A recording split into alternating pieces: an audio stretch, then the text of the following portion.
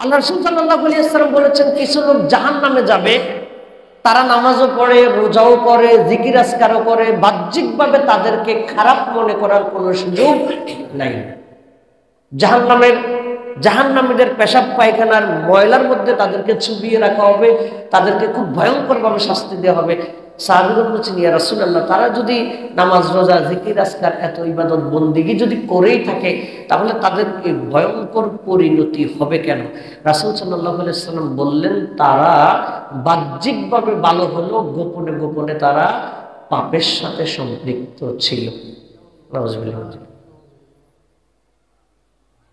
এটা আজকে আমাদের সমাজের জন্য খুবই অ্যালার্মিং, খুবই আমাদের সমাজের জন্য, আমাদের নীতি নৈতিকতার জন্য এটা খুবই অশনি সংকেত, অশনি সংকেত। আমাদের তরুণ প্রজন্ম বিশেষ করে এই জাতীয় বিভিন্ন ধরনের অবাধ স্বাধীনতার কারণে কি হয়ে যাচ্ছে? নষ্ট হয়ে যাচ্ছে। অথচ যেই ব্যক্তি আল্লাহ তাআলাকে ভয় করে, তার কাছে, তার মোবাইলে যদি এরকম অবৈধ অন্যায় কোনো কিছু যদি চলেও আসে, আল্লাহ রাসূল সাল্লাল্লাহু আলাইহি ওয়াসাল্লাম বলেছেন, 7 শ্রেণীর লোকদেরকে আল্লাহ তাআলা আরশের ছায়ায় স্থান দিবেন। সাবআতুন ইউযিল্লুহুমুল্লাহু ফি যিল্লিহি ইয়াওমা লা যিল্লা ইল্লা যিল্লুহ। কিয়ামতের ভয়ঙ্কর দিনে আল্লাহ তাআলা 7 ধরনের লোকদেরকে তার আরশের ছায়ায় স্থান দিবেন। তার মধ্যে এক শ্রেণী হলো এমন যুবক, যাকে কোনো মহিলা মন্দ কাজের জন্য আহ্বান করে, সে যুবক বলে, ইন্নী আখাফুল্লাহ, আমি আল্লাহ তাআলাকে ভয় করি। সুবহানাল্লাহ। আমি কাকে ভয় করি? আল্লাহ। আমাদের ভিতরে এই ভয়টুকু প্রবেশ করাতে হবে। রাসূল সাল্লাল্লাহু আলাইহি ওয়াসাল্লাম বলেছেন, মান ইয়াদমানু লিমা বাইনা লিহিয়াহি ওয়া মা বাইনা রিজলাইহি আদমান লাহুল জান্নাহ। যেই ব্যক্তি আমাকে দুইটি জিনিসের নিশ্চয়তা দিবে, নিরাপত্তা দিবে, একটি হলো জিহ্বা, আরেকটি হলো লজ্জাস্থান। এই দুইটি জিনিসের ব্যাপারে যে ব্যক্তি আমাকে সিকিউরিটি দিতে পারবে, যে এই দুইটা ব্যাপারে আমাকে কনফিডেন্সের সাথে বলতে পারবে যে হ্যাঁ, আমি এই দুই বিষয়ে হেফাজত করছি, আল্লাহ রাসূল বলেন, আদমান লাহুল জান্নাহ, আমি বিশ্বনবী আল্লাহর পক্ষ থেকে তার জন্য জান্নাতের দায়িত্ব নিলাম। সুবহানাল্লাহ। তার জন্য জান্নাতের দায়িত্ব নিলাম। তাহলে প্রকাশ্য অশ্লীলতা, গোপন অশ্লীলতা, এগুলো থেকে আমাদেরকে বাঁচতে হবে। এগুলো আল্লাহ তাআলা কি করেছেন? হারাম করেছেন। কি করেছেন? নিষিদ্ধ করেছেন। এই অশ্লীলতার মধ্যে গালাগালি আছে। কি আছে? গালাগালি। ইয়াং প্রজন্ম, তরুণ প্রজন্ম, তারা একজন আরেকজনকে মেসেঞ্জারে, ফেসবুকে, হোয়াটসঅ্যাপে, নিজেদের গ্রুপে, আপনি আশ্চর্য হয়ে যাবেন, আপনারা জানার কথা, আশ্চর্য হয়ে যাবেন, মাঝে মধ্যে কোনো না কোনো দিক থেকে আমাদের কাছে আসে খবর। এই হিসাবে আমরা জানি যে ইয়াং প্রজন্ম এক বন্ধু আরেক বন্ধুকে এমন ভাষায় ডাকে, যেটা আমি এখানে বলা সম্ভব না।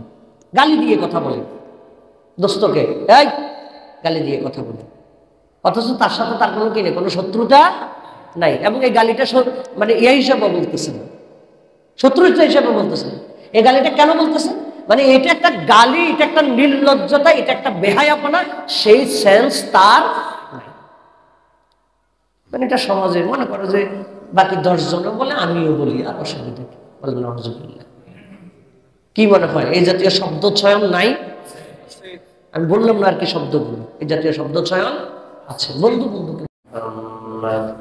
كما باركت على إبراهيم وعلى آل إبراهيم إنك حميد مجيد. قال الله تعالى في كلامه المجيد: قل إنما حرم ربي الفواحش ما ظهر منها وما بطن والإثم والبغي بغير الحق وأن تشركوا بالله ما لم ينزل به سلطانا وأن تقولوا على الله ما لا تعلمون. قال رسول الله صلى الله عليه وسلم: الحلال بين والحرام بين وبينهما أمور مشتبهات أو كما قال عليه الصلاة والسلام. وقال رسول الله صلى الله عليه وسلم يأتي على الناس زمان لا يبالي المرء ما أخذ منه أمن الحلال أم من الحرام أو كما قال عليه الصلاة والسلام. সম্মানিত উপস্থিতি, আমি আপনাদের সামনে পবিত্র কোরআনের 7 নম্বর সূরা আরাফের 33 নম্বর আয়াত তেলাওয়াত করে শুনিয়েছি। রাসূল করিম সাল্লাল্লাহু আলাইহি ওয়াসাল্লামের পবিত্র জবান থেকে আগত অনেকগুলো হাদিস থেকে দুটি হাদিস আপনাদের সামনে পাঠ করে শুনিয়েছি। যে আয়াত এবং হাদিস আমরা শুনলাম তার আলোকে ইসলামের দৃষ্টিতে গুরুত্বপূর্ণ ঘোষিত কয়েকটি হারাম নিষিদ্ধ বিষয় আজকে আমরা সূরা আরাফের 33 নম্বর আয়াতের আলোকে জানার জন্য চেষ্টা করব ইনশাআল্লাহ। ওয়া তাওফীক ইল্লা বিল্লাহ আলাইহি তাওয়াক্কালতু ওয়া ইলাইহি উনীব ওয়া হুয়া রাব্বুল আরশিল আযীম। আলোচনা যাওয়ার আগে আমরা একটা বিষয় জেনে নেই, সেটা হলো আমাদের মাঝে ইতিমধ্যেই রজব মাস প্রবেশ করেছে, আলহামদুলিল্লাহ। এর পরবর্তী মাস হলো শাবান মাস, এর পরের মাস হলো রমাদান মাস। তার মানে রমাদান মাসের এখন আর 2 মাস বাকি নাই, 2 দিন কমে গেছে। রজব মাস প্রবেশ করলে রাসূল সাল্লাল্লাহু আলাইহি ওয়াসাল্লাম একটা দোয়া করতেন, আল্লাহুম্মা বারিক লানা ফি রজব ওয়া শাবান ওয়া বাল্লিগনা রমাদান। যে হাদিসের মধ্যে এই দোয়ার কথা আছে সে হাদিসের সনদ একটু দুর্বল, অর্থাৎ এটার গ্রহণযোগ্যতা একেবারে সুপার ক্লাসের, মাঝামাঝি ধরনের। তো তাতেও সমস্যা নেই, কারণ এখানে শরীয়তের তেমন কোনো বিধান সাব্যস্ত হয় না। এটা হলো একটা দোয়া, একটা দোয়া, আল্লাহ তাআলার কাছে একটা প্রত্যাশা। সেটা হলো আল্লাহুম্মা বারিক লানা ফি রজব ওয়া শাবান ওয়া বাল্লিগনা রমাদান। এটা অর্থ হলো, আল্লাহ আপনি আমাদেরকে রজব এবং শাবানের মধ্যে বরকত দান করুন এবং আমাদেরকে রমাদান পর্যন্ত পৌঁছিয়ে দেন। আল্লাহ তাআলা আমাদেরকে এই দোয়ার আলোকে কবুল করুন, আল্লাহুম্মা আমিন। আমি যে আয়াত থেকে আজকে কথা বলার জন্য চিন্তা করছি, আমরা যেটা শুনবো সেটা হলো সূরা আরাফ 7 নম্বর সূরা, আয়াত নম্বর 33। আয়াত নম্বর 33। আমরা যে বিভিন্ন দিন বিভিন্ন বিষয়ে কথা শুনে থাকি, বলে থাকি, আপনাদের কাছে এটার আউটপুট কি? আউটপুট মানে হলো এটার ফলাফল, অর্থাৎ এটার ফিডব্যাক। একটা কাজ করলে সেই কাজের আমরা একটা পাই, ফিডব্যাক পাই। ফিডব্যাক পাই না, অর্থাৎ কাজের একটা ফল আমরা পাই। 1 মাস চাকরি করলে আমরা বেতন পাই, ব্যবসার মধ্যে খাটলে আমরা মুনাফা পাই, তাই না? লেখাপড়া করলে আমরা ভালো রেজাল্ট অর্জন করতে পারি। তো আমরা যে প্রতি সপ্তাহে বিভিন্ন বিষয়ের উপরে, একটা বিষয়ের উপরে, অর্থাৎ নির্ধারিত একটা অংশকে কেন্দ্র করে আমরা আলোচনা করে থাকি, শুনে থাকি, এটার কি আসলে আউটপুট আছে বলে মনে করেন আপনারা? ফিডব্যাক আছে? কম বেশি আছে, আলহামদুলিল্লাহ। আমরা যদি আমাদের এই সময়টাকে, এই আলোচনাগুলোকে যদি আমরা একটা ক্লাসের মতো মনে করতে পারি, শিক্ষার একটা সেশন হিসাবে যদি আমরা মনে করতে পারি, গতানুগতিকতা নয়, জুমার দিনে আসতে হয় এজন্য আসলাম, ইমাম সাহেব বলে এজন্য বলতে হয় এজন্য বলেন, আমরা বাধ্য হয়ে শুনতে হই এজন্য শুনি। বিষয়টা যাতে এমনটা না হয়, বরং এটা যাতে আমাদের মাথার মধ্যে এমনটা কাজ করে আমরা যাতে এখান থেকে শিখতে পারি। এই মেন্টালিটি আমাদের আছে তো নাকি? আলহামদুলিল্লাহ। কি মনে হয় আপনারা কি আসলে এখান থেকে কিছু শিখতে পারেন? শেখা যায়? সেই শিখার আলোকে কি জীবনে পরিবর্তন হয়? চেষ্টা করি, আলহামদুলিল্লাহ। চেষ্টাটাই দরকার, চেষ্টাটাই দরকার। আর যে চেষ্টা করবে সে সফল হবেই। সুবহানাল্লাহ। এটা আল্লাহর ওয়াদা, এটা আল্লাহ তাআলার ওয়াদা। ওমান জাহাদা, আল্লাহ রাব্বুল আলামিন বলছেন আল্লাযীনা জাহাদু ফীনা লানাহদিয়ান্নাহুম সুবুলানা, যারা আমার রাস্তায় চেষ্টা করে অবশ্যই অবশ্যই আমি তাদের জন্য রাস্তা আরো অনেকগুলো তাদের জন্য খুলে দেই। সুবহানাল্লাহ।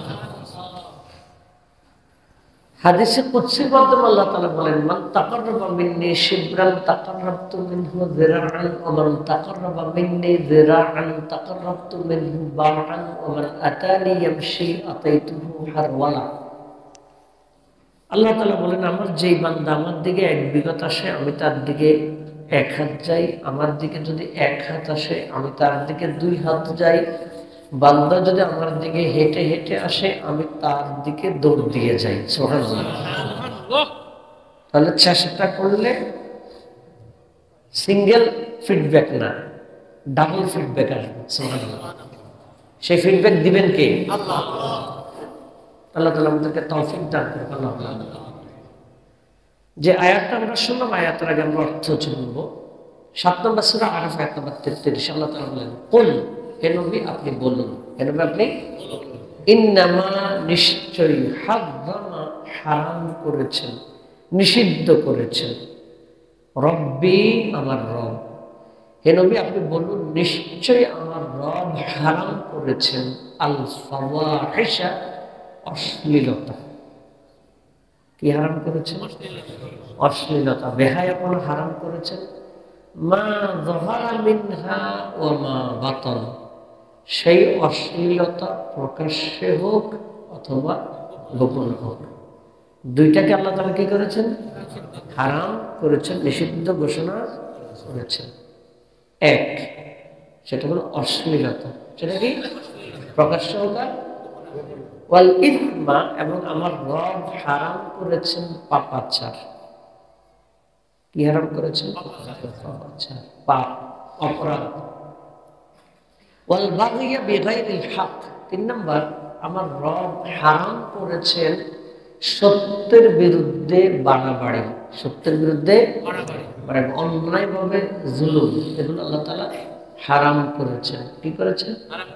4 নম্বর ওয়া আন তুশরিকু বিল্লাহি মা লাম ইউনাজ্জিল বিহি সুলতানা, এবং আল্লাহ তাআলার ব্যাপারে শরীক করা। আল্লাহ তাআলার ব্যাপারে কি করা? শরীক করা, শিরক করা, এটাকে আল্লাহ তাআলা হারাম ঘোষণা করেছেন। 4 নম্বরে গেল। 5 নম্বর ওয়া আন তাকুলু আলাল্লাহি মা লা তা'লামুন, এবং না জেনে আল্লাহর ব্যাপারে কথা বলা। না জেনে আল্লাহর ব্যাপারে কথা বলা, এই 5টা জিনিসকে আল্লাহ তাআলা কি করেছেন?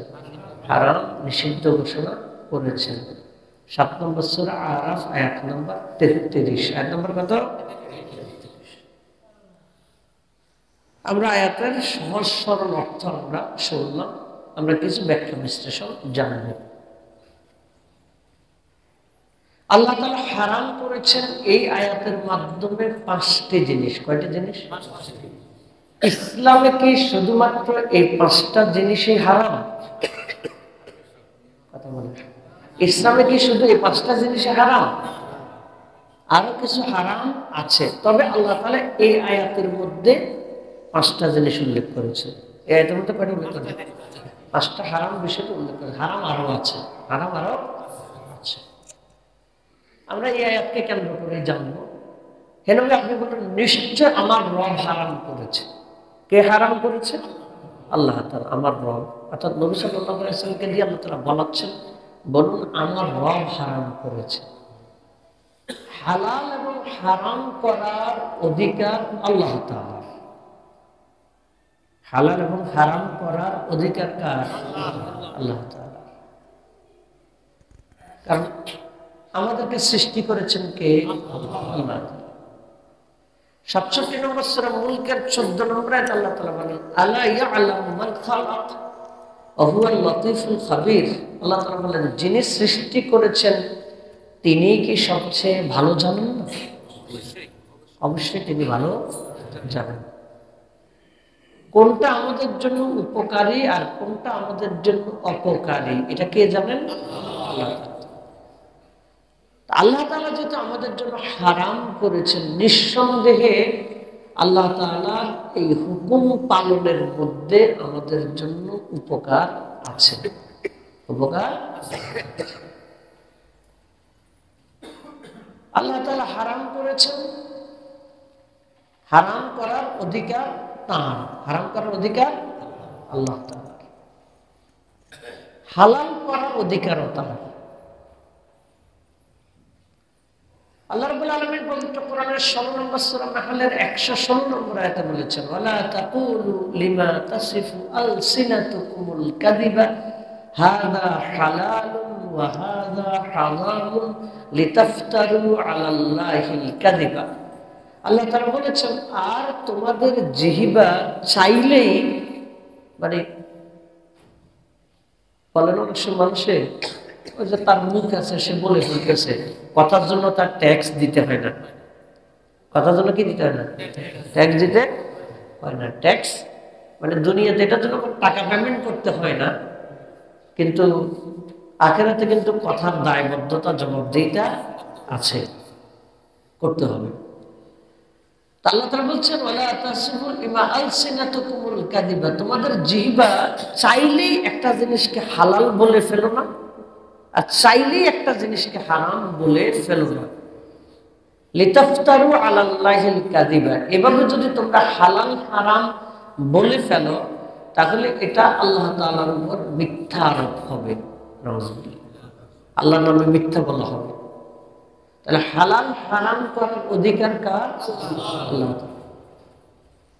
একটা জিনিস ইসলামের দৃষ্টিতে হালাল, আমি যদি সেটাকে হারাম বলে ফেলি তাহলে আমি আল্লাহ তাআলার উপরে মানে জুলুম করলাম, এক লাইন বেশি বুঝলাম, এক লাইন।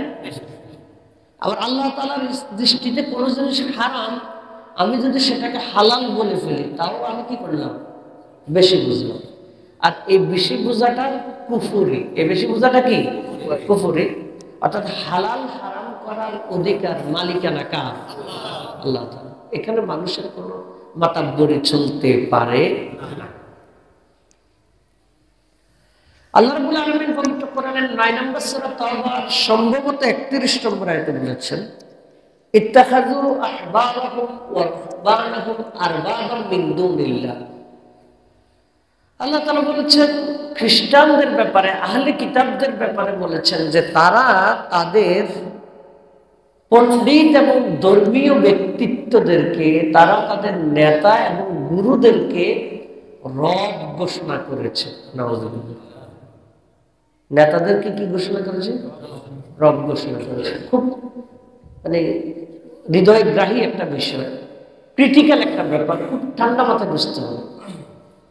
আহলে কিতাবরা তাদের নেতাদেরকে রব হিসেবে গ্রহণ করেছে। কি হিসেবে? অথচ রবকে, হালাল হারাম করার অধিকার কার হাতে? কিন্তু তারা তাদের নেতাদেরকে কি গ্রহণ করেছে? রব গ্রহণ করেছে। রাসূল সাল্লাল্লাহু আলাইহি ওয়াসাল্লামের সাহাবী আদী ইবনে হাতিম রাদিয়াল্লাহু তাআলা তিনি খ্রিস্টান ছিলেন, তিনি মুসলমান হলেন। হওয়ার পরে তিনি রাসূল সাল্লাল্লাহু আলাইহি ওয়াসাল্লামকে বললেন, হে আল্লাহর রাসূল, একটা আয়াতের ব্যাপারে আমার একটু খটকা লাগছে, আমি বুঝতেছি না। আমি একটা আয়াতের ব্যাপারে বুঝতে পারছি না, এটা আমার খটকা লাগছে। কি ব্যাপার?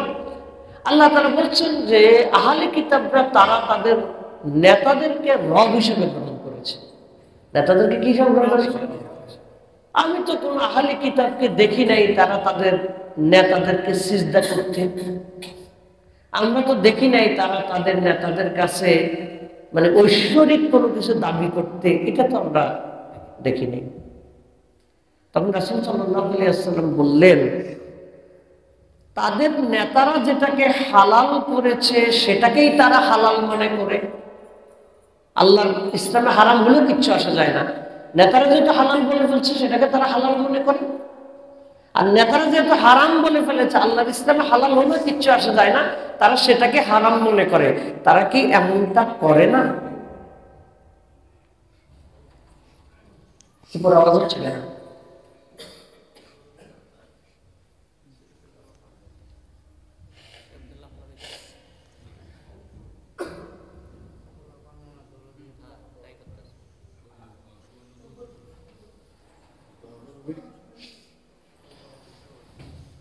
যে তারা কি এমনটা করে না? তাদের নেতারা যেটাকে হালাল করেছে সেটাকেই তারা হালাল মনে করে, নেতারা যেটাকে হারাম করেছে তারা সেটাকেই কি মনে করে?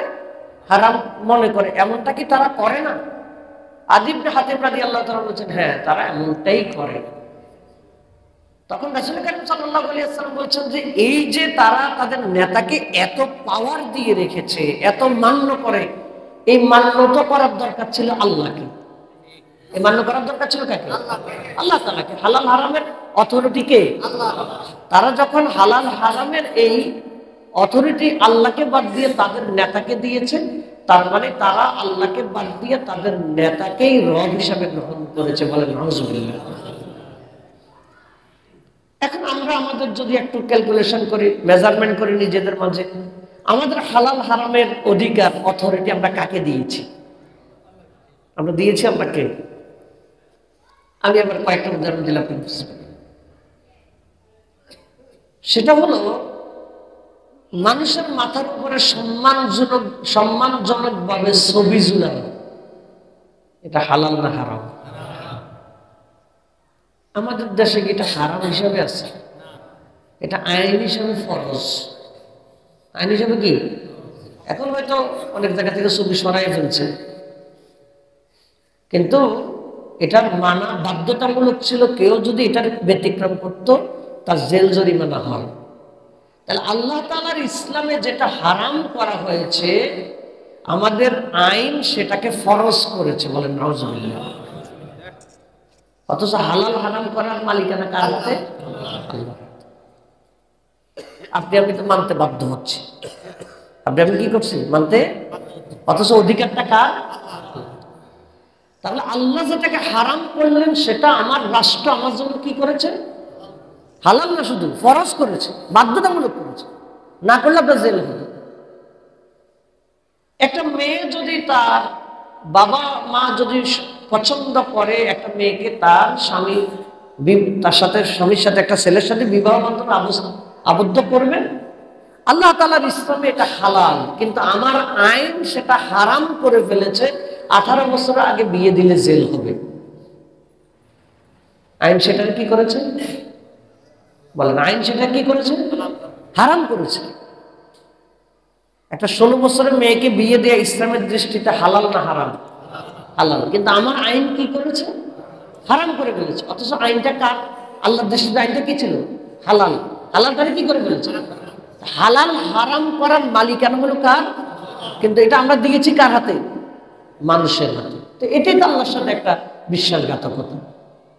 তাই জন্য আল্লাহ তাআলা বলেন, কুল ইন্নামা হাররামা রাব্বিল ফাওয়াহিশা, হে নবী বলুন, নিশ্চয় হারাম করেছেন আমার রব। হারাম করেছেন আমার রব। তাহলে অন্য কেউ হালাল হারাম করার অধিকার রাখে না। রাসূল সাল্লাল্লাহু আলাইহি ওয়াসাল্লাম নিজেও কোন বিষয় তিনি হারাম করতে পারেন তার নিজের থেকে না। তিনি যে হারামটা কিছু বিষয় করেছেন, সেগুলো করেছেন আল্লাহ তাআলার অনুমোদনের আলোকে। সুবহানাল্লাহ। 53 নম্বর সূরা নাজম আয়াত নম্বর 3 এবং 4, ওমা ইয়ানতিকু আনিল হাওয়া ইন হুয়া ইল্লা ওয়াহয়ুন ইউহা। নবী মুহাম্মদ সাল্লাল্লাহু আলাইহি ওয়াসাল্লাম নিজের থেকে কোনো কথা বলেন না, তিনি যেটা বলেন সেটা আল্লাহর পক্ষ থেকে ওহী। সুবহানাল্লাহ। আল্লাহর পক্ষ থেকে ওহী, যেটা আল্লাহর অনুমোদন ক্রমে করেছে। কিন্তু একটা মজার ব্যাপার হলো, রাসূল সাল্লাল্লাহু আলাইহি ওয়াসাল্লাম তার বেশ কয়েকজন স্ত্রী ছিলেন, তিনি স্ত্রীদেরকে পালাক্রমে সময় দিতেন, বাসায় থাকতেন 2 দিন 3 দিন করে এক একজনের বাসায় থাকতেন, তাদের সাথে সঙ্গ দিতেন, একসাথে সময় থাকতেন, মানে খাবার দাবার থাকা সব 2 দিন ওই বাসায়, পরের 2 দিন আরেকজনের বাসায়, এভাবে রাসূল সাল্লাল্লাহু আলাইহি ওয়াসাল্লাম সঙ্গ দিতেন। রাসূল সাল্লাল্লাহু আলাইহি ওয়াসাল্লাম একবার তার স্ত্রী জয়নাব রাদিয়াল্লাহু তাআলা আনহার বাসায় গেলেন। বাসায় গিয়ে তিনি মানে স্বাভাবিক সময়ের চাইতে একটু বেশি সময় থাকলেন। একটু বেশি সময় থাকার কারণে তার 2 জন স্ত্রী এটাতে একটু মানে মাইন্ড করছে। কি করছে? মাইন্ড করছে যে উনি ওই জায়গায় গিয়ে একটু বেশি থাকতেছে। তো জয়নাব রাদিয়াল্লাহু তাআলা আনহার বাসায় এক জাতীয় মধু ছিল, সেই মধুটাকে বলা হয় মাগাফির। মাগাফিরটা হলো কাঁচা মধু। কাঁচা মধুর একটা গন্ধ আছে, যে গন্ধটা স্বাভাবিকভাবে একটু ব্যতিক্রম মনে হয়। এখন রাসূল সাল্লাল্লাহু আলাইহি সাল্লাম ওই জায়গায় একটু বেশি থাকার কারণে যেই 2 জন স্ত্রী মাইন্ড করছেন, তারা 2 জনে একটা যুক্তি করছে। তারা 2 জনে কি করছে? যুক্তি করছে। যুক্তিটা কি করছে এটা একটু বলে শুনবেন। তারা যুক্তি করছে, যুক্তি হলো রাসূল সাল্লাল্লাহু আলাইহি ওয়াসাল্লাম ওই বাসায় থেকে তার স্ত্রী আরেকজনের কাছে গেলেন, যাওয়ার পরে বলতেছে যে আপনার কাছ থেকে মাগাফিরের গন্ধ আসতেছে। আপনার কাছ থেকে কি আসতেছে? মাগাফির, একটা কাঁচা মধুর গন্ধ আসতেছে। এখন রাসূল সাল্লাল্লাহু আলাইহি ওয়াসাল্লাম এটাতে একটু মানসিকভাবে একটু হালকা মানে নিজে নিজে একটু হলেন যে আমার এখান থেকে গন্ধ, তারা আপত্তি করবে, এটা কেমন, নিজে একটু মানসিকভাবে হালকা মানে কষ্ট পেলেন। রাসূল সাল্লাল্লাহু আলাইহি ওয়াসাল্লাম বলছেন আমি তো মাগাফির খাই নাই, আমি তো মাগাফির খাই নাই। তো তিনি বলতেছেন না, গন্ধ আসতেছে। রাসূল সাল্লাল্লাহু আলাইহি ওয়াসাল্লাম তার আরেক স্ত্রীর কাছে গেলেন, তিনিও বলতেছেন আপনার কাছ থেকে মাগাফিরের গন্ধ আসতেছে। আসলে তিনি মাগাফিরের কাছেও যায় নাই, ওরা 2 জন আগে যুক্তি করছে যে আজকে আসলে আমরা এটা বলে আটকাবো, আর স্বামী স্ত্রীর মধ্যে এটা বৈধ। আলহামদুলিল্লাহ, কথাটা তো সত্য ছিল না, কথাটা বানানো ছিল। কথাটা কি ছিল? বানানো হলো, এটা কি বৈধ, নিজের আগে যুক্তি করছে। যে জন্য কথাটা বলছি, রাসূল সাল্লাল্লাহু আলাইহি ওয়াসাল্লামের কাছে যখন 2 জন স্ত্রী একই কথা বললেন, তখন রাসূল সাল্লাল্লাহু আলাইহি ওয়াসাল্লাম বলছেন আমার জন্য এখন থেকে মধু হারাম, আমার জন্য এখন থেকে মধু, এই মধু নিয়ে যেতে এত ঝামেলা, মধু আর খাবেন না। আল্লাহ তাআলা আয়াত নাযিল করলেন 66 নম্বর সূরা তাহরীম আয়াত নাম্বার 1। কুল মান হাররামা যিনাতাল্লাহি আল্লাতী, আল্লাহ রাব্বুল আলামিন বলেছেন ইয়া আইয়ুহান নাবী লিমা তুহাররিমু মা আহাল্লাল্লাহু লাক তাবতাগী মারদাতা আজওয়াজিক। হে নবী, আল্লাহ তাআলা আপনার জন্য যেটা হালাল করেছেন আপনি কেন সেটার জন্য হারাম করতে গেলেন? আপনি কি আল্লাহর চাইতে আপনার স্ত্রীদের সন্তুষ্টি চান? আল্লাহু আকবার। কি বোঝা গেল? তার মানে আল্লাহ তাআলার হালাল করা জিনিসকে হারাম করার অধিকার। আমাদের কেউ কেউ অনেকে বলে ফেলে আমার জন্য গরুর গোশত হারাম, এটা বলা নিষেধ। আপনি বলতে পারেন আমি গরুর গোশত খাই না, এটা আমার মানে খেলে আমার সমস্যা হয়, অ্যালার্জি জাতীয় সমস্যা অথবা প্রেশারের সমস্যা বা যে কোনো জাতীয় কোলেস্টেরলের সমস্যা, এই জন্য এটা হতে পারে, কিন্তু এটা আমার জন্য হারাম, এই কথা বলা যাবে না। মূল অথরিটিকে আল্লাহ তাআলা এই আয়াতের মাধ্যমে, আমরা যে আয়াতটা বলেছি সেই আয়াতের মাধ্যমে 5টা জিনিসকে হারাম করেছে। 1 নম্বর আল ফাওয়াহিশা মা যাহারা মিনহা ওয়া মা বাতান। এই আয়াতের মধ্যে 5টা হারামের একটা হলো আল্লাহ তাআলা অশ্লীলতা হারাম করেছেন, প্রকাশ্যে হোক আর গোপনে হোক।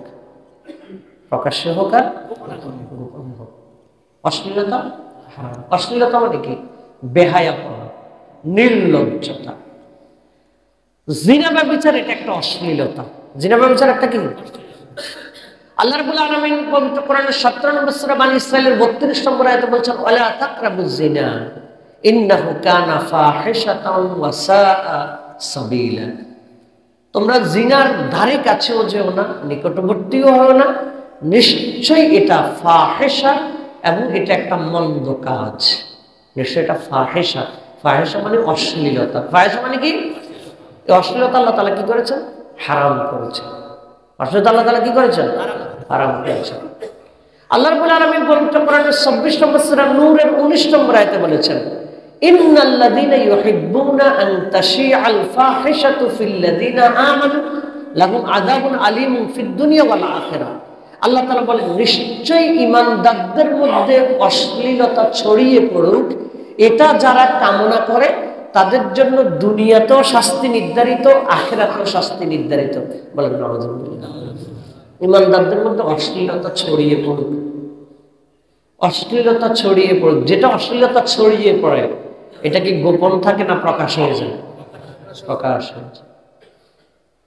এখন অশ্লীলতা দেখেন, প্রকাশ্য অশ্লীলতার ধরন দেখেন। প্রকাশ্য অশ্লীলতার ধরন হলো যতগুলো পণ্য বিক্রি হয় প্রত্যেক পণ্যের বিজ্ঞাপনের মধ্যে নারী। প্রত্যেক পণ্যের বিজ্ঞাপনের মধ্যে কি নারীর ছবি আছে নাকি নাই? এবং যেই নারীরা বিজ্ঞাপন দেয়, আপনি কোন গায়ের রং কালো এমন কোন নারীর বিজ্ঞাপন আপনি দেখবেন না। সব বিজ্ঞাপনে ব্যবহার করা হয় ফর্সা, গায়ের রং ফর্সা, তাদেরকে বিজ্ঞাপনে ব্যবহার করা হয়। বিভিন্ন অফিস আদালতে যাদেরকে রিসিপশনে নারী হিসেবে বসানো হয়, আপনি দেখবেন স্বাভাবিকভাবে কালো রঙের কাউকে বসানো হয়। কাকে বসানো হয়? ফর্সা রঙের বসানো হয়। কারণটা কি কারণ? এটার একটা অন্যতম কারণ হলো এই অশ্লীলতার মাধ্যমে মানুষদেরকে আকর্ষণ সৃষ্টি করা। কি সৃষ্টি করা? আকর্ষণ সৃষ্টি করা। এটা কি আল্লাহ তাআলার দৃষ্টিতে হালাল কাজ না হারাম কাজ? আমাদের সমাজে এটা কি প্রকাশ্যে চলে না গোপনে চলে? প্রকাশ্যে চলে। আল্লাহ তাআলা এই প্রকাশ্য অশ্লীলতাকে কি ঘোষণা করেছেন? হারাম ঘোষণা করেছেন। রাস্তাঘাটে বিভিন্ন সিনেমার যে পোস্টারগুলো লাগানো হয়, সিনেমার যে পোস্টারগুলো লাগানো হয়, 22 বছর 25 বছর বয়সী তরুণীদের ছবি সেগুলো ঝুলানো হয়। যেই ছবিগুলো ঝুলানো হয় সেগুলো মানে একেবারে নিরেট নোংরামি এবং অশ্লীলতা ছাড়া আর কিচ্ছু না। আমাদের সমাজের তরুণ প্রজন্ম তাদেরকে স্টার বলে। কি বলে? স্টার। তারা নাকি তারকা। তারা নাকি তারকা। তারা কি তারকা? তারা তারকা না। তারকা তো হলো মানুষদেরকে পথ দেখায়। তারকা হলো আকাশের সৌন্দর্য বৃদ্ধি করে। আল্লাহ তাআলা বলেন ওয়ালাকাদ যায়্যানা সামাআদ দুনিয়া বিমাসাবিহা। আমি তারকা দ্বারা আকাশকে আমি সৌন্দর্যমণ্ডিত করেছি। সুবহানাল্লাহ। তারকার কাজ হলো সৌন্দর্যমণ্ডিত করা। আমরা সমাজে যাদেরকে তারকা হিসেবে স্বীকৃতি দিচ্ছি, তারকা হিসেবে যাদেরকে আমরা অ্যাপ্রিসিয়েট করছি, এরা তো সমাজকে আলোর পথ দেখায় না, এরা সমাজদেরকে অশ্লীলতার অন্ধকার গভীরে নিয়ে যায়। এবং আমি বলি এটা হলো, তারা হলো সবগুলো হলো চামড়া ব্যবসায়ী। কি ব্যবসায়ী? অর্থাৎ গায়ের চামড়া সাদা দেখে তাদের ব্যবসা জমছে। গায়ের রং যদি কালো হতো তাদের এই ব্যবসা জমতো না। এখন আমার গায়ের রং কালো আর ফর্সার মধ্যে আমার কোনো হাত আছে? আমার কোনো হাত আছে? আমার গায়ের রং ফর্সা কালো, এটা কি আমার অর্জন নাকি এটা আল্লাহ থেকে সরাসরি প্রদত্ত? সরাসরিটা এটা কোনো অর্জন না। লেখাপড়াটা হলো আমার অর্জন, চরিত্রটা হলো আমার অর্জন, ইবাদত বন্দেগী হলো আমার অর্জন, ব্যবসা বাণিজ্য এটা আমার অর্জন। ব্যবসা বাণিজ্য এটা আমার কি? কিন্তু আল্লাহ তাআলা আমাকে যতটুকু মেধা দিয়ে দিয়েছেন এটা কি আমার অর্জন নাকি তার পক্ষ থেকে ইনস্টল? তার পক্ষ থেকে ইনস্টল করা। তাহলে আমার গায়ের রং যদি সাদা হয়, আমার গায়ের রং যদি কালো হয়, এখানে কোনো আমার কৃতিত্ব আছে না। অথচ এই সাদা রং দিয়ে কি করতেছে? ব্যবসা করতে। এই জন্য আপনারা তাদেরকে তারকা বলবেন না, আপনারা বড় তাদেরকে চামড়া ব্যবসায়ী বলতে পারেন। কি ব্যবসায়ী? চামড়া ব্যবসা। কারণ চামড়া ব্যবসা করে তিনি তার জীবিকা নির্বাহ করেন। এই জাতীয় অশ্লীলতাগুলো সমাজে ছড়ানো হয় খুবই সুকৌশলে। ধরেন আগামী 1 তারিখ থেকে সারা দেশে এইচএসসি পরীক্ষা শুরু। এইচএসসি পরীক্ষার প্রস্তুতি নিচ্ছে পরীক্ষার্থীরা। এই যে পরীক্ষা শুরু হচ্ছে, টেলিভিশনের খবরে আর পত্রিকার ছবির মধ্যে আপনি কোনো ছেলে পরীক্ষার্থীর ছবি পাবেন না। এবছর কোনো ছেলেরা পরীক্ষা দেয় না। পরীক্ষা কারা দেয়? কি দেখেন না আপনারা? পরীক্ষার প্রস্তুতি চলতেছে, এই পরীক্ষার প্রস্তুতির মধ্যে কোনো ছেলের ছবি দেখেন আপনারা? কারা পরীক্ষার প্রস্তুতি নিচ্ছে? A+ পাওয়ার পরে ঢাকার শীর্ষ প্রতিষ্ঠানগুলোর মধ্যে শিক্ষার্থীদের মধ্যে আনন্দের উন্মাদনা। এই আনন্দের উন্মাদনার মধ্যে আপনি ছেলের ছবি পাবেন। কার ছবি? মেয়ের ছবি। ওই আবার একই কথা, এই মেয়ের ছবিগুলো পাওয়ার ক্ষেত্রে আপনি কালো রঙের মেয়েদের ছবি সবচেয়ে বেশি পাবেন না। ওই যে অনেকগুলো ছবি তোলে, 10টা 20টা 50টা তোলে, ছবি তোলার পরে যেই ছবিগুলো সবচেয়ে বেশি আকর্ষণ করবে এগুলোকেই তারা বেশি প্রচার করে। আমি কি বাড়াইয়া বলছি নাকি বাস্তব? এই অশ্লীলতা আমাদের সমাজে আছে নাকি নাই? আল্লাহ তাআলা এই অশ্লীলতাকে কি করেছেন? হারাম করেছেন। কি করেছেন? হারাম করেছেন, নিষিদ্ধ করেছেন।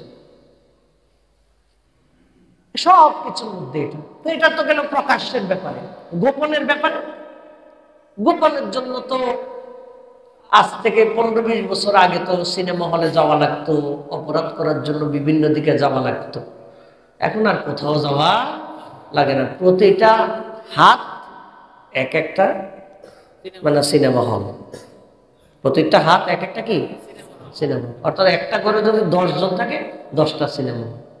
বাস, যা মন চায় সে তা সার্চ করছে, যা মন চায় সে তাই দেখছে। কোনো ধরনের রেস্ট্রিকশন নেই, কোনো ধরনের বাধা বিপত্তি নাই। বড় জোর বাধা বিপত্তি এতটুকু থাকতে পারে, মা বাবা বা অন্য কেউ দেখলে শরম, এজন্য দরজা বন্ধ করে সে একা একা দেখতেছে, একটু রেস্ট্রিকশন, এর থেকে বেশি কিছু। কিন্তু আল্লাহর ভয় তার ভিতরে নাই। এই যে কাজটা করছে এটা কি প্রকাশ্যে করছে না গোপনে করছে? গোপনে। আল্লাহ তাআলা এটাও কি করেছেন? হারাম করেছেন।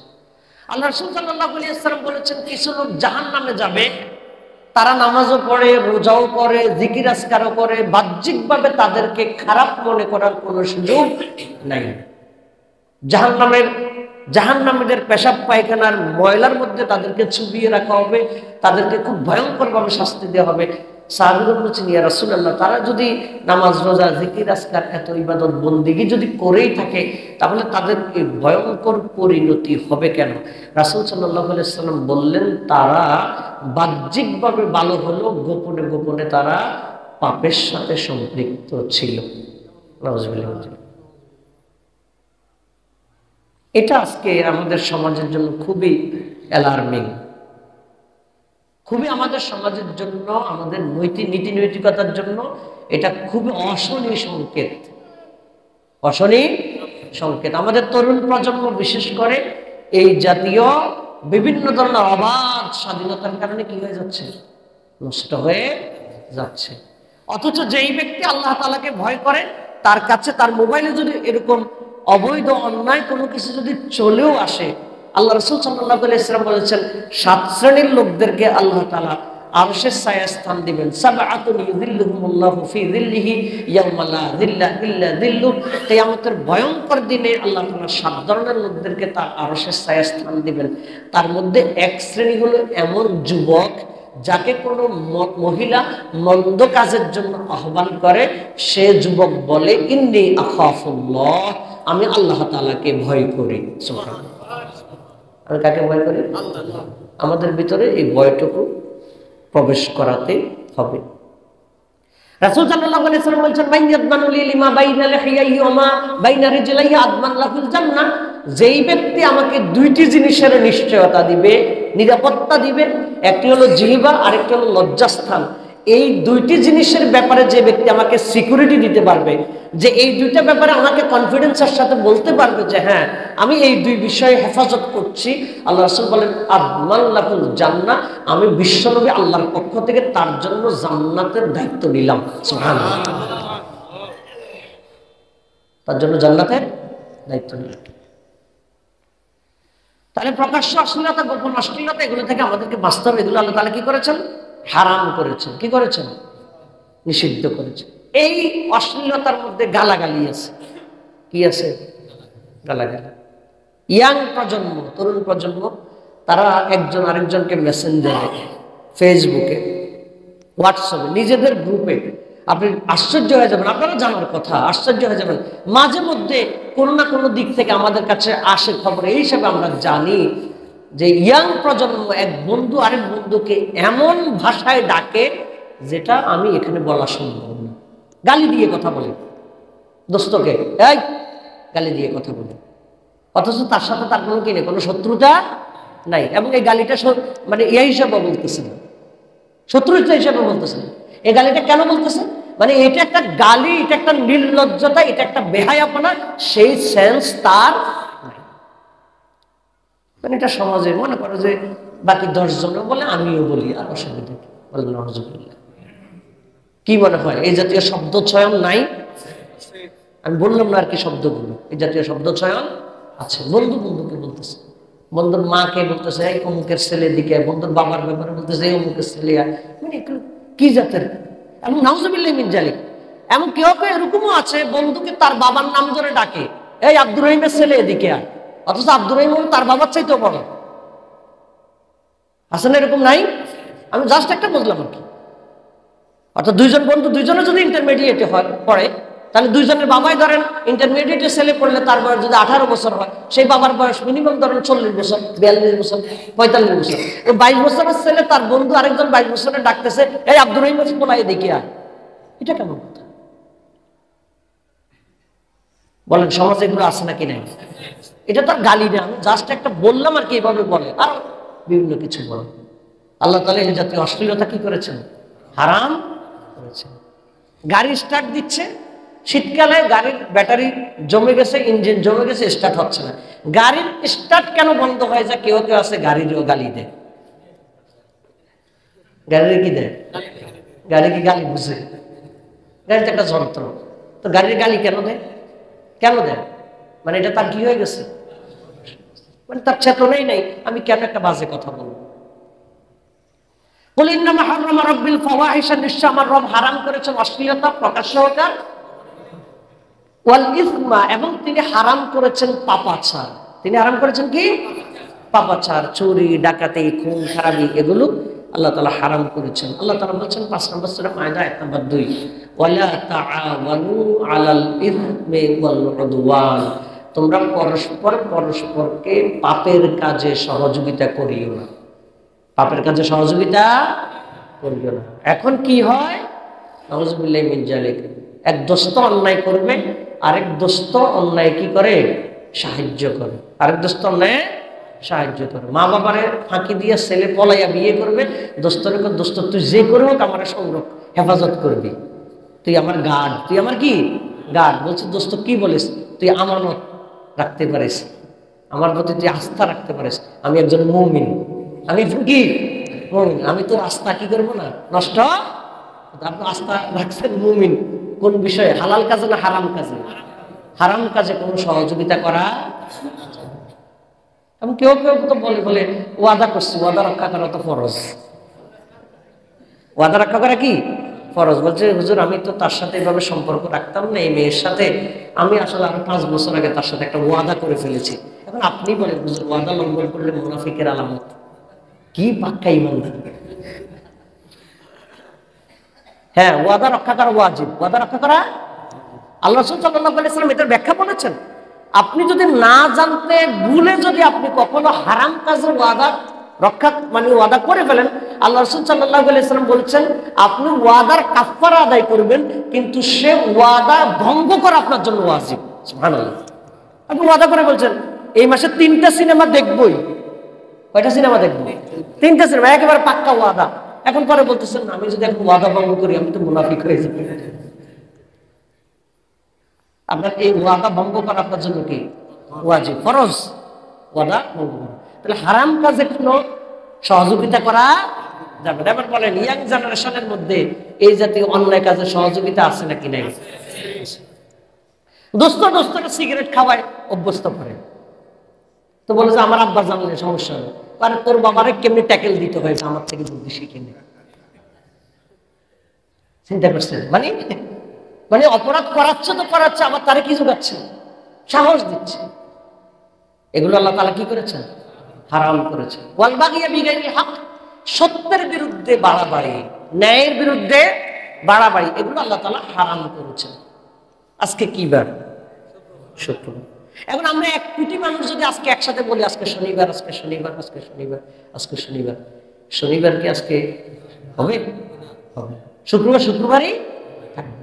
সত্য সত্যই, সত্য সত্যকে লুকানো যায় না, ন্যায় ন্যায়, অন্যায় অন্যায়। এই জন্য সত্যের বিরুদ্ধে বাড়াবাড়ি করলে সত্য পরিবর্তিত হয় না, বরং সত্যের বিরুদ্ধে যে কথা বলে সে অন্যের সামনে অপমানিত হয়। অন্যের সামনে কি হয়? অপমানিত। এই জন্য সত্যের ব্যাপারে কোনো কি করা যাবে না, বাড়াবাড়ি করা যাবে না, কোনো ধরনের অন্যায়ের পক্ষে সমর্থন করা যাবে না, যেই হোক। কোন অন্যায়কে সাপোর্ট করা একেবারে যেই হোক। আল্লাহ তাআলা বলছেন 6 নম্বর সূরা নিসা আয়াত নম্বর 135, ইয়া আইয়ুহাল্লাযীনা আমানু কুনু কাওয়ামিনা বিল কিসতি শুহাদা লিল্লাহ, এই ইমানদারগণ তোমরা সত্যের পক্ষে মজবুতভাবে দাঁড়াও, ওয়ালাউ আলা আনফুসিকুম, নিজের বিরুদ্ধে যায়, আবিল ওয়ালিদাইন, বাবা মায়ের বিরুদ্ধে যায়, ওয়াল আকরাবিন, আত্মীয়ের বিরুদ্ধে যায়, যেটাই হোক সত্যের পক্ষে তোমাদেরকে থাকতে হবে। সুবহানাল্লাহ। সত্যের চাইতে বড় কোনো বন্ধু আমাদের হতে পারে না। আপনি আমার ভক্ত হওয়ার কোনো কারণ নেই, আমার কথাই বলছি। আপনি যখন আমার ভক্ত হয়ে যাবেন, আপনি যখন আমার গভীর ভক্ত হয়ে যাবেন, অন্ধ ভক্ত হয়ে যাবেন, তখন আমি সত্য বললে আপনার কাছে ভালো মনে হবে, মিথ্যা বললে আপনার কাছে ভালো মনে হবে। আপনি কাউকে এভাবে অন্ধভাবে কাউকে মানা যাবে না। আমাদের সবচেয়ে বড় বন্ধু হলো, আমাদের সবচেয়ে বড় সঙ্গী হলো সত্য, আমাদের সবচেয়ে বড় সঙ্গী হলো ন্যায়। ন্যায়ের সাথে যদি মিলে, আপাতত সে যদি আমার শত্রু হয়, তার এই কাজটা যদি ন্যায় হয়, আমি তার ন্যায়টাকে সমর্থন করব। আর আমার বন্ধুও যদি হয় কিন্তু তার এই কাজটা যদি অন্যায় হয়, আমি তাকে সমর্থন করতে পারি না। কথা কি বুঝে আসছে কিনা? তাহলে আল্লাহ তাআলা হারাম করেছেন সত্যের বিরুদ্ধে বাড়াবাড়ি করা, সত্যের বিরুদ্ধে বাড়াবাড়ি করা এটা হারাম করেছেন। আমরা কোনো সত্যকে ধামাচাপা দিয়ে রাখবো না। আল্লাহ তাআলা বলেছেন ওয়ালা তালবিসুল হাক্কা বিল বাতিল, তোমরা সত্য মিথ্যাকে এক করে তোমরা মিশ্রণ করে পেঁচ লাগিয়ে দিও না। আধা সত্য আধা মিথ্যা, আধা সত্য আধা মিথ্যা, তোমরা এমনটা করিও না। 4 নাম্বার, ওয়া আনতুশরিকু বিল্লাহি মা লাম ইউনাজ্জিল বিহি সুলতানা, এবং আল্লাহ তাআলার সাথে শরীক করা আল্লাহ তাআলা হারাম করেছেন। আল্লাহ তাআলা কি করেছেন? আল্লাহ তাআলার সাথে শরীক করা। আল্লাহ তাআলার শরীক মানে হলো আল্লাহ তাআলার রুবুবিয়্যাত, আল্লাহ তাআলার উলুহিয়্যাত, আল্লাহ তাআলার ক্ষমতার মধ্যে অন্য কাউকে যুক্ত করা, অন্য কাউকে শরীক করা। জমিন কার? বলেন জমিন কার? আমরা কার সৃষ্টি? কোরআন কার নাযিল করা? তাহলে এই জমিনে কার শাসন চলা উচিত? এটাই তো স্বাভাবিক, এটাই। কিন্তু আমি যদি এটা পছন্দ না করি, তাহলে আমি আল্লাহর সাথে অন্য কাউকে যুক্ত করলাম। নাউযুবিল্লাহি মিন যালিক। আল্লাহ রাব্বুল আলামিন বলছেন আম লাহুম শুরাকাউ শারআউ লাহুম মিনাদ-দীন মা লাম ইয়াযান বিহিল্লাহ। 42 নম্বর সূরা সূরার 21 নম্বর আয়াতে আল্লাহ তাআলা বলছেন, তারা কি আইন রচনা করে, অথচ আইন রচনার অনুমতি তো আল্লাহ তাদেরকে দেয় নাই। কারণ আইন যা দেয়ার সে কে দিয়ে দিয়েছে? আল্লাহ তাআলা দিয়েছে। সুতরাং আল্লাহর সাথে কাউকে শরীক করা, আল্লাহ ছাড়া কারো নামে মানত করা যাবে, আল্লাহ ছাড়া কারোর জন্য সিজদা দেয়া যাবে না, আল্লাহ ছাড়া কারো কাছে সন্তান চাওয়া যাবে না। কেউ কেউ আছে মাজারে মানত করে সন্তান চায়, আছে নাকি নাই? এটা হারাম, এগুলো কি হারাম। কেউ কেউ আছে রাশি ফলে বিশ্বাস করে, রাশিফল, সিংহ রাশি, মকর রাশি, তারপরে হলো কি কন্যা রাশি, তুলা রাশি, তারপর সিংহ রাশি, কুত্তা রাশি, বিলাই রাশি, আর কি কি রাশিতে বিশ্বাস করে। আল্লাহ সাল্লাল্লাহু আলাইহি ওয়াসাল্লাম বলেন মান আতা আরাফান ফাসআলাহু আন শাইইন লাম তুকবাল লাহু সালাতুন 40 লাইলা। কোন ব্যক্তি যদি কোন রাশি ফলে ভবিষ্যৎ গণনায় বিশ্বাস করে, 40 দিন পর্যন্ত তার কোন ইবাদত কবুল হবে না। আল্লাহুবিল্লাহ। আপনি গিয়ে বলতেছেন আমার প্রেমিকার আমি পাবো নাকি পাবো না, বলতেছে। এই যে নতুন বছর আসছে না, দেখবেন পত্রিকাতে লেখা আসবে আপনি যেহেতু মকর রাশি 2025 সাল আপনার কেমন যাবে, বলতেছে জানুয়ারি আপনার এমন যাবে, ফেব্রুয়ারি আপনার এমন যাবে, তারপরে মার্চ এমন যাবে। মার্চ মাসে আপনি ধরেন ইউরোপে যাওয়ার টার্গেট ছিল, এখন আপনি বলতেছেন না আমি মার্চে ইউরোপে যাবো না। কেন? বলছে আমার রাশি ফল ভালো না। বলে নাউজুবিল্লাহ, বলে নাউজুবিল্লাহ। আপনার ইমানে থাকবেন, মার্চ মাসে আপনার কি ঘটনা ঘটবে, কোন রাশি এটা আপনার জানেন? আপনার গায়েবের খবর কে জানে? আমার রাশি ফল কি? আবার এগুলো বিশ্বাস করবেন? এগুলো বিশ্বাস করলে ইমান থাকবে। আল্লাহ তাআলা এগুলোকে হারাম করেছেন, এগুলো শিরক। এগুলো কি? ঘরের কোণে যদি কাউয়া ডাকে, মহিলা কান্দা শুরু করে, কান্দেন কেন শাসি? বলছে আমার আব্বা আর বেশি দিন বাঁচবে না। আপনি কিভাবে বুঝলেন? গত 3 দিন ধরে ঘরের কোণে কাউয়া একটা ডাকতেছে, এই কারণে বুঝছে আব্বা আর বেশি দিন বাঁচবে না। এই জাতীয় বিশ্বাস সমাজে আছে কিনা? একেবারে কাট্টা শিরক, একেবারে কাট্টা পরিষ্কার শিরক।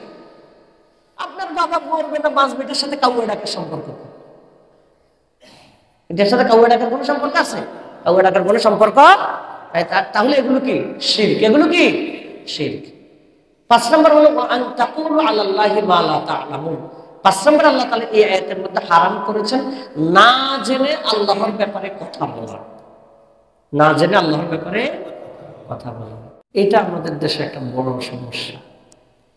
ইসলামের ভালো করে ব্যাখ্যা বিশ্লেষণ জানে না, এই সমস্ত লোকেরা পর্যন্ত ফতুয়া দেয়, চা দোকানে বসে বসে গপ্প করে ফতুয়া দেয়, যে হুজুররা সব ধর্ম ব্যবসায়ী, বলে না? এবং আস্তাগফিরুল্লাহ, লা হাওলা ওয়ালা কুওয়াতা ইল্লা বিল্লাহ। কত জঘন্য কথা। কি বলে জানেন? কয় যে হুজুররা মানে রাজনীতি করার জন্য ধর্মের ব্যবহার করে, বলে নাউজুবিল্লাহ, লা হাওলা ওয়ালা কুওয়াতা ইল্লা বিল্লাহ। কত ভয়ঙ্কর কথা। আপনি ওয়া আন তাকুলু আলাল্লাহি মা লা তা'লামুন, না জেনে আল্লাহর ব্যাপারে আপনি কথা বলছেন। কারণ হুজুর কোন দলিল দিয়ে কথা বলছে, হুজুর কাছে শত শত দলিল আছে, আপনি সেই দলিল জানেন না, আপনি না জেনে আন্দাজে কথা বলছেন। কথা কি বুঝে আসছে? এজন্য না জেনে কথা বলাটা কি হারাম, না জেনে কথা বলাটা কি হারাম। আল্লাহ রাসূল সাল্লাল্লাহু আলাইহি ওয়াসাল্লাম বলেছেন, মান কানা ইউমিন বিল্লাহি ওয়াল ইয়াউমিল আখির ফালিয়াকুল খাইরান আও লিয়াসমুত। আল্লাহ রাসূল বলেন, যেই ব্যক্তি আল্লাহ এবং আখিরাতের প্রতি ঈমান রাখে তার উচিত ভালো কথা বলা, ভালো কথা যদি সে না জানে সে চুপ থাকবে, এটা হলো তার দায়িত্ব। সুবহানাল্লাহ। না জানলে কি থাকবে? আমি একবারে 1-1.5 মিনিট মধ্যে শেষ করে দিচ্ছি, একটা উদাহরণ দিই। আলহামদুলিল্লাহি রাব্বিল আলামিন বলেন। আলহামদু শব্দের দালের মধ্যে হলো পেশ, দালের মধ্যে কি? লিল্লাহি শব্দের হার মধ্যে জের, রাব্বি শব্দের বার মধ্যে জের, আলামিনা শব্দের নুনের মধ্যে জবর। একটাতে পেশ, দুইটাতে জের, আরেকটাতে জবর। এই 4টা অক্ষরের হরকত গুলো যে আছে, আপনারা এখানে কয়জন এটার ব্যাখ্যা জানেন? জানেন কেন পেশ হয়েছে? জানেন এটা কেন জের হয়েছে? আপনি জানেন তো? বেশি কিছু না, শুধু একটা আয়াতের পেশ কি কারণে, জের কি কারণে, জবর কি কারণে, আপনি এটা জানেন না। এবং আপনি না, শুধু অনেক কামিল পাস পর্যন্ত এটা জানে না, অনেক কামিল পাস ছেলে পর্যন্ত এই ব্যাখ্যাটা জানে না। তো শুধু এতটুকু ব্যাখ্যা পর্যন্ত আপনি জানেন না, আপনি কিভাবে আলেমদের বিরুদ্ধে ফতুয়াবাজি করেন, আলেমরা ধর্মের নামে ব্যবসা করেন? কথা কি বুঝে আসছে? তো হয় জানলে ভালো কথা বলবো, না জানলে কি থাকবো। তো একটা উদাহরণ দিয়ে শেষ করছি, এটা মনে বলেছিলাম আপনাদেরকে আগেও। ওই যে শ্বশুর বাড়িতে গেছে, জামাই একটু বোকা, কথাবার্তা বলে না, তখন তার বেয়াই বিচার দিছে ইয়ার কাছে, কি বলছে, বেয়াইয়ের কাছে, আপনার ছেলের কাছে আমার মেয়ে বিয়ে দিয়ে তো আমার জীবনটা ধ্বংস হয়ে গেছে। কোন বোকা টাইপের লোক, আসে যায়, কোনো কথাবার্তা নাই, খোঁজখবর নাই। এখন বাবা শিখিয়ে দিছে, তোর শ্বশুর বাড়িতে গেলে কথাবার্তা বলবি, খোঁজখবর নিবি, তোর ব্যাপারে অভিযোগ আসছে, তুই কোনো কথাবার্তা বলিস না, তুই এই ব্যাপারে সাবধান থাকবি। তো এখন সে গেছে শ্বশুর বাড়িতে, গিয়ে তো কি কথা বলবে, সে বলতেছে, শ্বশুরে বলতেছে, আব্বা আপনি কি বিয়ে করছেন? শ্বশুরে বলতেছে, তুই চুপ ছিলি তো ভালোই ছিলি, তুই চুপ ছিলি তো, কথা না বলতে পারলে তুই চুপ থাকবি, কিন্তু আন্দাজে বললে তো ভেজাল। এটা একটা হাসির কথা হলো, ওয়া আন তাকুলু আলাল্লাহি মা লা তা'লামুন, না জেনে আল্লাহর ব্যাপারে কথা বলা হারাম, হারাম। আল্লাহ রাসূল সাল্লাল্লাহু আলাইহি ওয়াসাল্লাম পরিষ্কার ব্যাপার বলছেন, কোন ব্যক্তি যদি কোরআনের কোন আয়াতের ব্যাখ্যা করে, কোরআনের কোন আয়াতের ব্যাখ্যা করে, সে যদি আন্দাজে বলে, কি বলে? আল্লাহ রাসূল সাল্লাল্লাহু আলাইহি ওয়াসাল্লাম বলেন, তার ব্যাখ্যাটা যদি সঠিকও হয়, আন্দাজে বলার কারণে তার কবিরা গুনাহ হবে। কারণ আল্লাহর কোরআনের ব্যাপারে আন্দাজে কথা বলার সুযোগ। আজকে আমি এখানে আসার পথে, ফজরের পরে আসার পথে রাস্তায় একজনের সাথে দেখা, আমারে বলতেছে, মাল ফারকু বাইনা দাহরি ওয়াজ জামান, দাহার মানিও কাল, জামান মানিও কাল, দুইয়ের মাঝে পার্থক্য কি? আমি বললাম যে আমি সুনিশ্চিত বলতে পারবো না, তবে আমার আপাতত যতটুকু মনে হচ্ছে, দাহার মানে লম্বা সময়, জামান মানে ছোট বড় সবটাই বোঝায়, আমি নিশ্চিত না, আমার আপাতত এতটুকু মনে হচ্ছে। আমি বললাম যে দাঁড়ান, আমি একটু অনলাইনে সার্চ দিই। সাথে সাথে সার্চ দিয়ে দেখলাম আমি যেটা বলছি এটাই। কিন্তু আমি তো এই কথাটা না বলে আন্দাজে বলে দিতে পারতাম, আন্দাজে বলে দিতে পারতাম না, দাহার মানে এটা, জামান মানে এটা, আমি এটা বলিনি। আমি বলছি আমি এটা এক্সাক্ট বলতে পারবো না, তবে আমার কাছে যতটুকু মনে হচ্ছে তাতে হলো এতটুকু। এই কথাটা বলার উদ্দেশ্য কি? ইসলামের ব্যাপারে কথা বলতে গিয়ে আন্দাজে কথা বলা যাবে না, এটা আল্লাহ তাআলা কি করেছেন? হারাম করেছেন। এতটুকু মানলেও আমাদের জীবন অনেক শান্তি হবে। আল্লাহ রাব্বুল আলামিন আমাদের সবাইকে এই আয়াতে উল্লেখিত 5টা হারাম থেকে বেঁচে থাকার তৌফিক দান করুন। আল্লাহুম্মা সুবহানাকা আল্লাহুম্মা বিহামদিকা আশহাদু আল্লা ইলাহা ইল্লা আনতা আস্তাগফিরুকা ওয়া আতুবু ইলাইক।